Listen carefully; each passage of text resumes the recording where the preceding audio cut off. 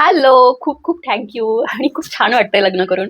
माझं ना लहानपणापासून चं स्वप्नच होतं, की माझ्या 35-40 वयामध्ये मला अ, जोडीदार हवा, मला माझा पार्टनर हवा आणि तो जोडीदार कसा असेल याची सतत छान स्वप्न रंगवायची. तर फायनली, फायनली मला माझा पार्टनर मिळालाय.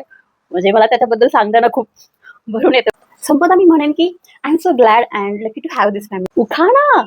बापरे!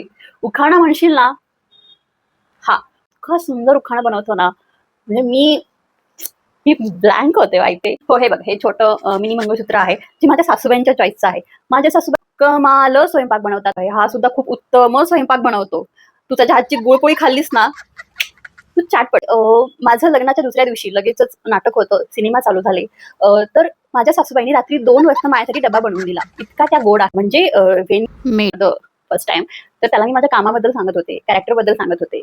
तर त्याची रिएक्शन अशी होती.